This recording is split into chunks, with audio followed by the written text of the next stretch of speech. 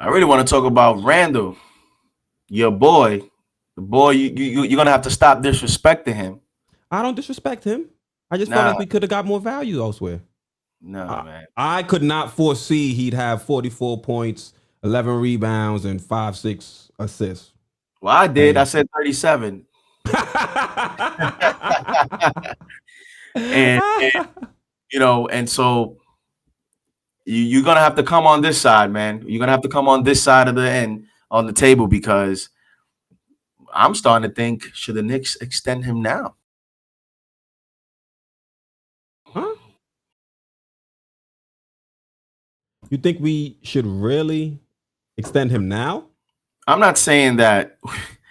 I mean, I'm not saying we should extend him now, but I'm just saying, has he already answered the bell as to being the long term solution for this team? Like he is very much answering whether he should be here for the future, whether he should be one of our franchise cornerstones, whether he should be signed to a 4 or 5 year contract and be one of those pieces that will, you know, elevate us to championship contending status as we look to improve the roster around him.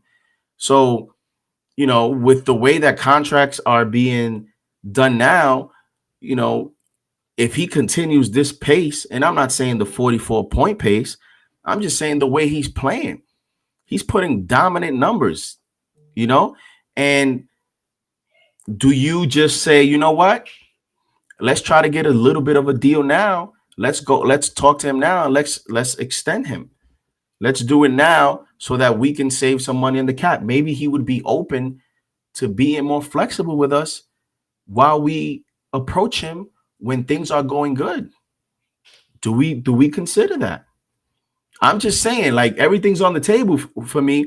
When a player's producing how he is, I consider everything, and we surely will pick up his option next year. Which right now, that's a bargain, right? At 18 million, we're definitely going to pick that up. And so, what about the following years? I mean, you're talking about a player that starting next year is going to begin his prime years, which means he can get better and he can have more impact. I mean, it seems like he's under the right coach because this coach has, and the coaching staff, they have put him in a position to where his impact is, his play is impacting the team and the end result. And he's also doing other things around and off the court that we never thought he would be able to do. And one of them is leadership. The players, it seems, are enjoying playing with him, and they all are looking to him as a guy that can, be one of the players that can carry this team. I mean, for now, that's his role now.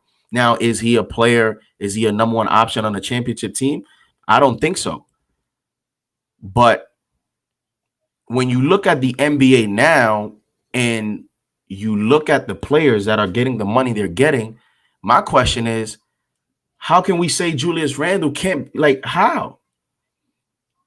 Like, how? Whether we agree with it or not, this is a new era we're playing in, and he's going to get paid. So it's like, why wouldn't it be a smart decision to say, you know what? Let's talk to him now. Let's talk to his agent now, and let's just see what are they thinking. Let's just see what are they thinking. What are you guys thinking in terms of a contract extension now, and what is the value of that contract extension if we approach you now? You never know. But I know you're not on that side because you be hating. I don't be hating Julius Randle. The thing is, just financially, like you said it, you both agree. We don't think Julius Randle is going to be a number one option on a championship contending team. And to me, that's always been the biggest issue with Julius Randle. We're building, you've got the Knicks building around him as if he's going to be the star piece on a championship contending team. So it's like if we're going to continue to build around him, and we both agree he's never going to be that, we're wasting a lot of time and we're heading in the wrong direction. So that's where my mindset was for moving on from him. Not that he's a terrible player, he just does a bunch of frustrating things. and I think we could have gotten good value for him. Now, in hindsight, of course, hindsight 2020, probably wouldn't have gotten anywhere near what he's producing right now. But my problem is the contract. What we're getting from Julius Randle right now for what is it, 18, 19 million is phenomenal value. But if you look at Julius Randle when he becomes a free agent in 2022, because I'm assuming we're going to pick up his option, he's going to be 7 years into the league and then he'll be eligible for a 30% max deal. So he's eligible for this 30% max deal, and we don't have the numbers on what the cap will be, a year, 2 years from now. We have estimates, but I'll just use this year's cap number, which is probably going to be a lot less than what it will be 2 years from now. So 109, 110 million for this year. That would be 36 million for a max for Julius Randle. Do you think Julius Randle, as being the centerpiece of your team, is going to get you to the promised land when he's now taking up 30% of your cap? He's not the main piece he's not the number one piece, right? You can make the case on a championship team. You can make the case he's a third option. But he's certainly not playing like it right now. Like he's not. He's playing like a second option. He's our MVP right now. And again, I'm just looking at it from the standpoint of the way that the NBA contracts are being given to players today. So, like, look at Brandon Ingram. The Pelicans are not that much better, and he got a max. And do you consider Brandon Ingram on number one or number two? Like, it's just that's just the way it is today. And so the way that he's playing himself into that type of money. And my question is, if we say no, then who's going to replace his production? Like, we finally got a player that is with us that we don't have to trade for. And now that we have him, we're just going to let him go, or we're not going to pay him. I mean, I just look at it like he's our best player. He probably won't be our best player once we get to a championship level. But we need to build this team. And at first, I was on the Obi Toppin bandwagon in terms of trade Randle and give Obi minutes. But we can see Obi still has a long way to go. And so, this guy right now, he's averaging more points than Anthony Davis or Karl Anthony Towns. He's averaging more rebounds than Joel Embiid, who is considered an MVP candidate with LeBron, and Bam Adebayo. He's having more assists than Drew Holiday, who's considered a big piece to the Bucks, and Donovan Mitchell, the hottest team in the NBA. So his production right now is on an elite status. If the Knicks just were 3 or 4 games over 500 right now, he would be in the MVP conversation. His 3-point shooting percentage is higher than a lot of these guards. He's shooting almost 41%. So again, I'm just looking at it like we got to build somewhere. We got to develop our players, and we got to keep the guys that we already know can play here. Like what he's proven, like one of the biggest things in this market. And that's why I think when we evaluate players in New York, we have to evaluate it a little bit differently than a player in another market. To me, it is very valuable and it means a lot to me when a player can come to this city with this media and just, everything that goes on here with the beat writers that are here and everything. And they can prove that they can play here under these circumstances and this pressure. To me, that's like another level of value that if you are not in the city, you can't identify.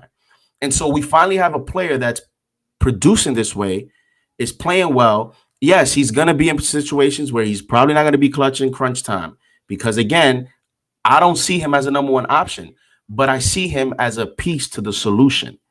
And so if you see him as a piece to the solution, you just got to come to grips with the fact that he's going to need to get paid. So because if what you're telling me is don't pay him, then what you're basically saying is Trade him. And is that what you're saying? Well, I'm saying don't pay him yet. Okay. You already know I'm open to trading him if the right deal is available. I said that in the summer. I'm not gonna move off for that. Like if you're telling me we can get a king's ransom for Julius Randle, the same player you just told me is not going to be the number one piece on a championship contender.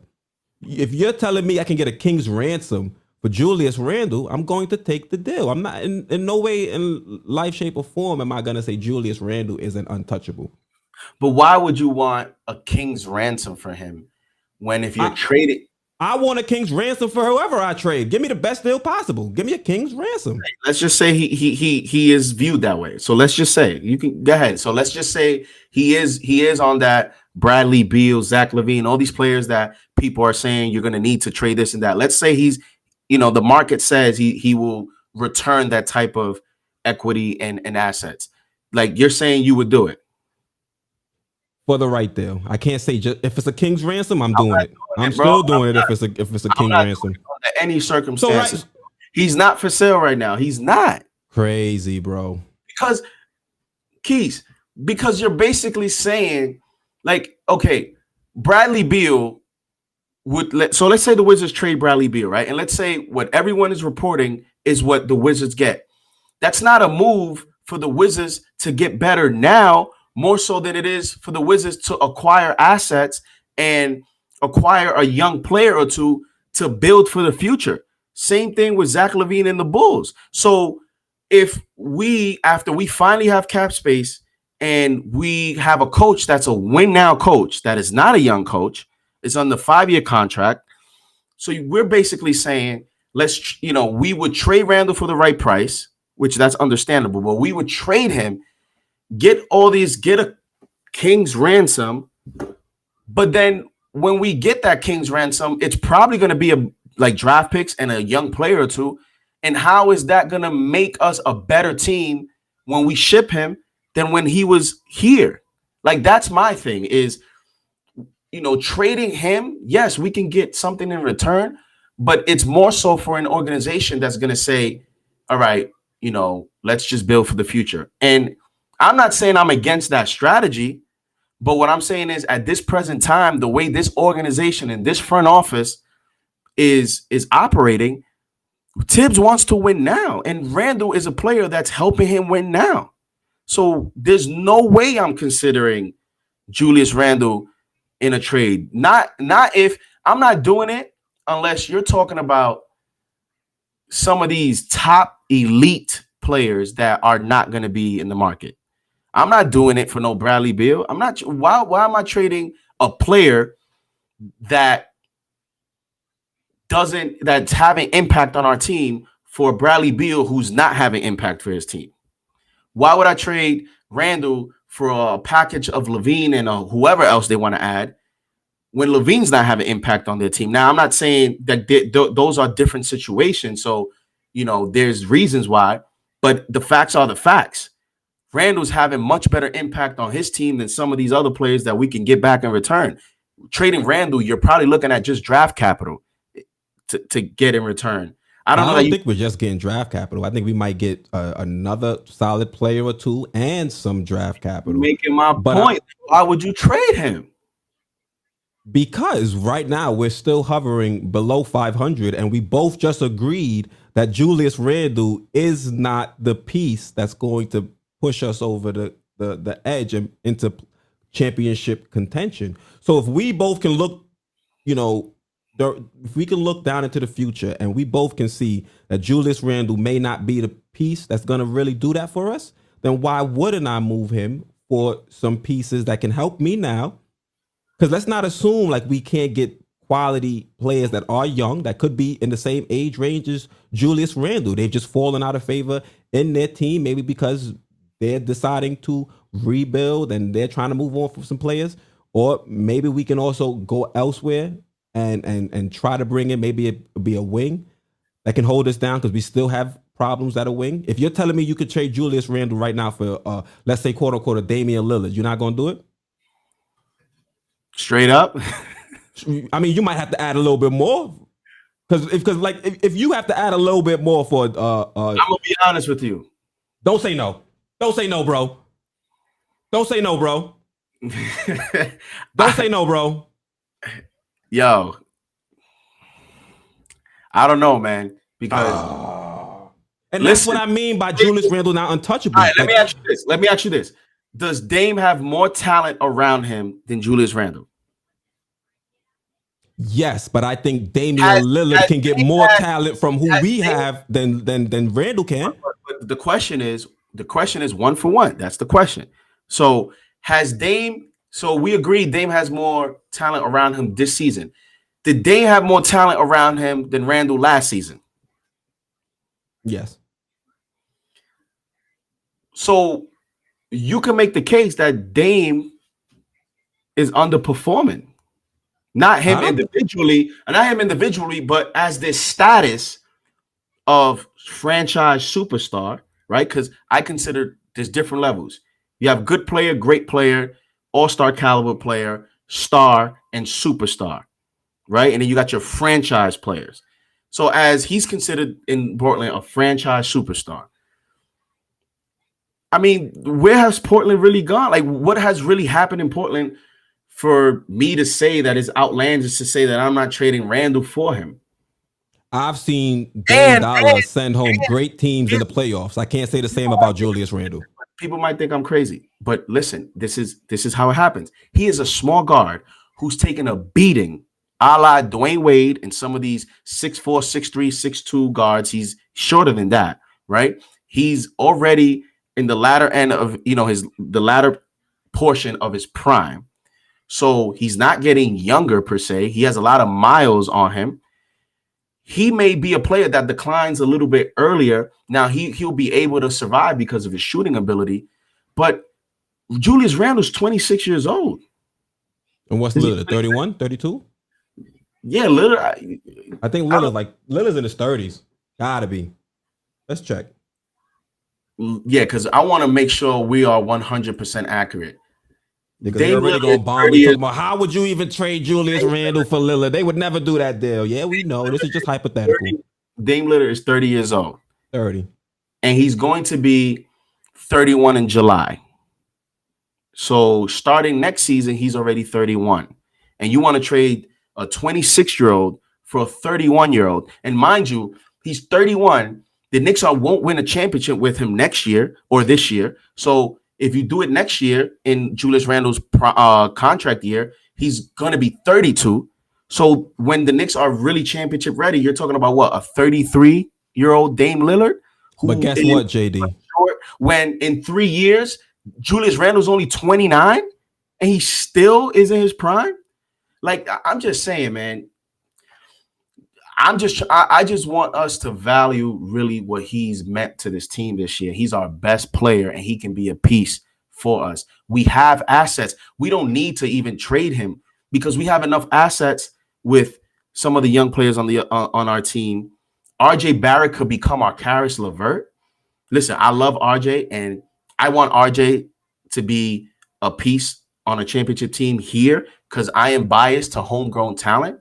I'm big on that. I'm big on the satisfaction of winning with your own.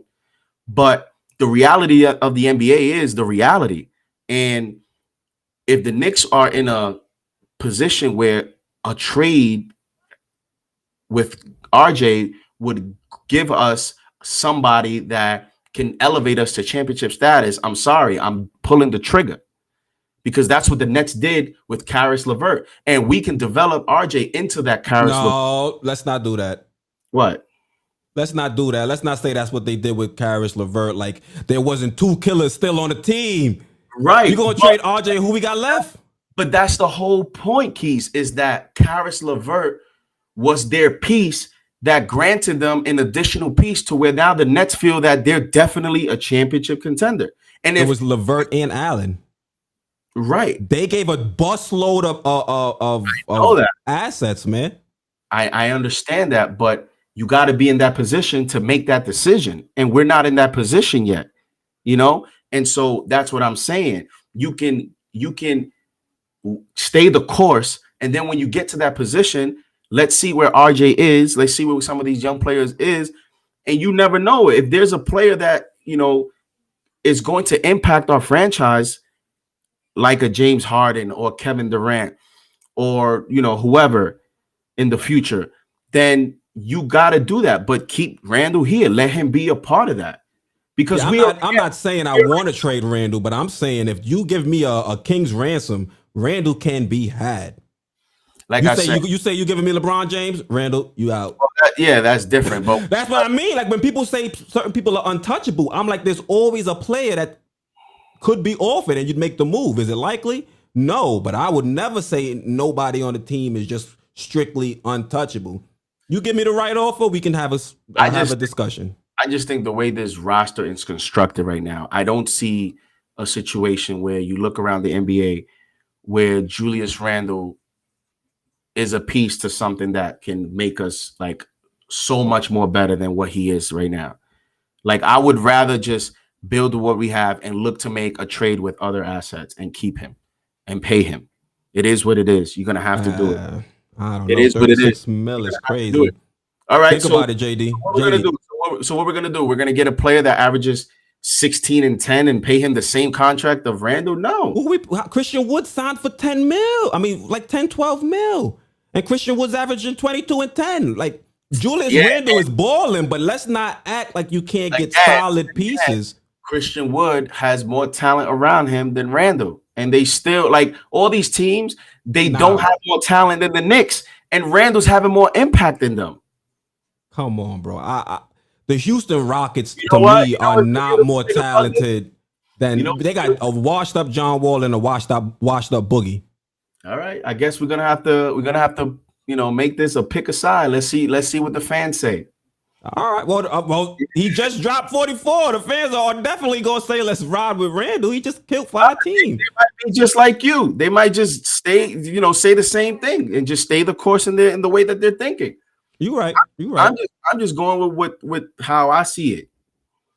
You're talking about, he's literally our best player, and he does have some things that, he's not that drop dead stretch four shooters that the NBA is in love with today, but he's also a mismatch for a lot of these weak light Pause. fours. He takes him to the basket. He's physical. So he also has an element that's unique to the NBA that we have on our team that other teams don't have. I mean, when Mitchell Robinson and Noel is playing against Embiid and the Drummonds and they're getting beat up in the paint, we complain about that. And we want to talk about, oh, let's get another center. Let's get a big center. Well, now on the four position, we got somebody that can give other teams those problems. So I don't want to give that up. I And hear you. we can let everybody else give us our takes. I hear you. It would cost a lot for me to give it up, but I mean, I would definitely trade Julius Randle if we got a, like I said, a king's ransom. You're gonna have to clear your picks, and you're gonna have to give me a decent enough player that's gonna at least approximate what Julius Randle was giving. Because Julius Randle was fresh off a 44-point game, but we're not gonna act like Julius Randle performs to this level every single game. We're gonna have Julius to Randle has duds, and for a player making 18, he has some games where he just doesn't have it, and that's understandable. And that's understandable for a player that's scoring 18. Oh, not scoring, but that's understandable for a player that's making 18, 19 mil. But you're gonna tell me that now we're gonna be paying Julius Randle 36 mil, and we're not now going to have the funds to fill around Julius Randle, because that you just double Julius Randle's salary. And then you still got to pay RJ, you still got to pay Mitch, you still have to pay IQ at some point, and you hope to pay Obi. So where are we gonna find all this money if we just threw all of it to a Julius Randle? well, That to me is the biggest issue. And one more thing. The Julius Randle, it seems, has an uptick in production whenever he's on a contract year. You saw that last year with the Pelicans. He had a career year that year, and he secured the bag with the Knicks. Now you're seeing this year, which is technically a contract year, because the Knicks could decide, hey, we're not going to move forward with you next year, which is highly unlikely, but still an option. So he's still performing to the level of, hey, I want to make sure I'm secured my next contract. So let me make sure I'm putting the best foot forward for free agency. So I think that's what we're seeing right now. Can he do that in back-to-back seasons? Can he perform the same way he's performing this year and carry it over to next season? Because if he can, then we can have that conversation about paying him 36 million. But I'm not gonna open up my checkbook 36 mil because you're doing this for the first time in your career. You know, I hope he can continue to do it for the remainder portion of the season. But still, I'm not about to open up the checkbook just because you out here balling, 1 year and carrying a team to potentially, the playoffs. At 18.9, I can live with it. At 36, I don't know. I'm just saying, man, people just have to adapt to the new NBA. It is what it is. And that's why we have all these picks, right? You have all these picks to build. So I'm putting it on the front office.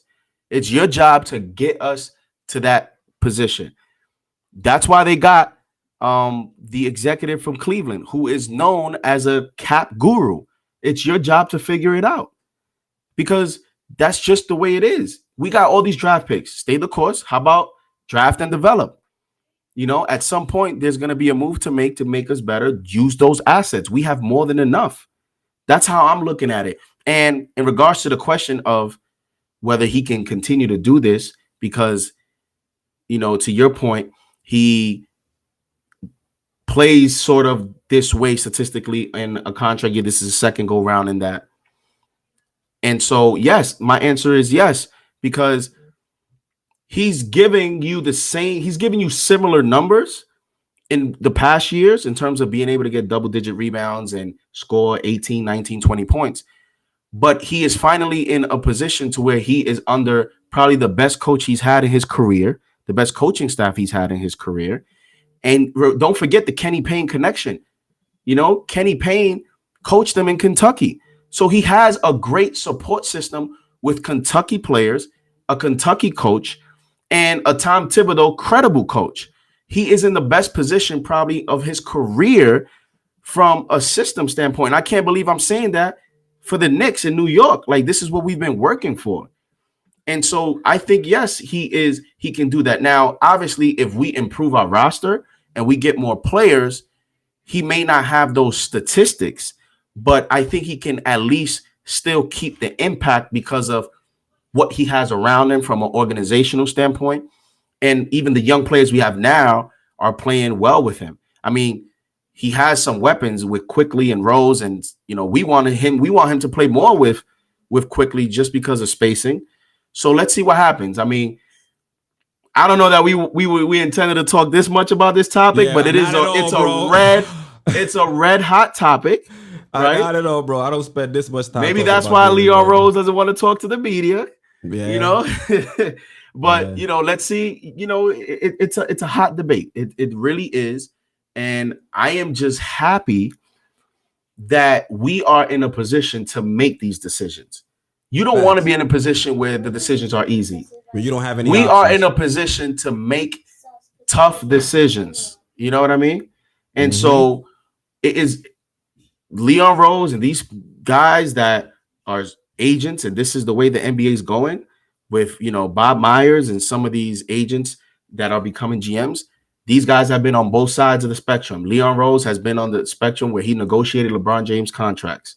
So it's your job. I'm holding everyone accountable. So, let's see what everyone thinks. And I know what my take is. You know what your take is. And I guess we'll find out. So JD, let's close on this. I won't put you on the spot real quick. Is Julius Randle a top 30 player in the NBA? What? Just want to make sure. Yes. All right. So we've got homework for the next episode. I'm gonna see if I can find 30 players that are arguably better than Julius Randle. There's no way there's 30 players better than Julius Randle in the NBA right now. Hey, I'm not gonna say you're right. I'm not gonna say you're wrong. Nope. I haven't done the research myself and really. And that was just off my reaction. Just you saying the number 30. I haven't even thought about it. I want to check it out. Let's see. No way. Let's see. All right. He's not top 10. We can agree on that. So how about this? So the next show we do, you're gonna come up with your list, and top 30 players? You're gonna objectively give me your list, and you're gonna go to as far as you can objectively. So if you come next week and or the next show that we do, if you go to 19 or 12 or whatever, you better stop there. Because I don't think you're gonna find 30, but you're gonna come up with your list. We're gonna put it on the screen. I don't think he's top 10, and I'm not sure top 20. So to me, top 30 was a nice little middle ground. All right. Could he be 22, 30? I don't know. That's why I was just asking you. All right. Well, if he's the way I look at it, if he's not top 30, then he's not an all-star, and he's an all-star. So let's see. Well, wait. Just because you're performing to a level of an all-star does not mean you're top 12 or top 24 in the league. Kyle Korver was an all-star. I don't think at any point in time Kyle Korver was ever a top 30 player in the league. So you can be an all-star just because you're outplaying your usual self.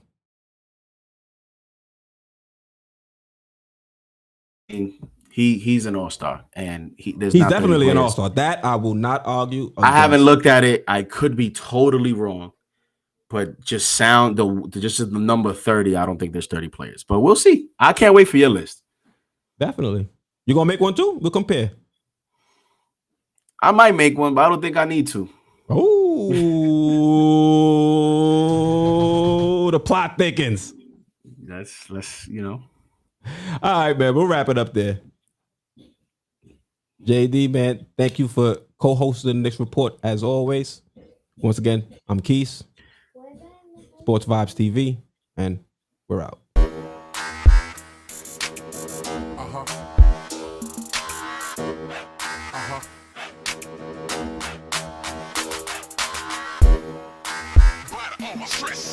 Uh-huh.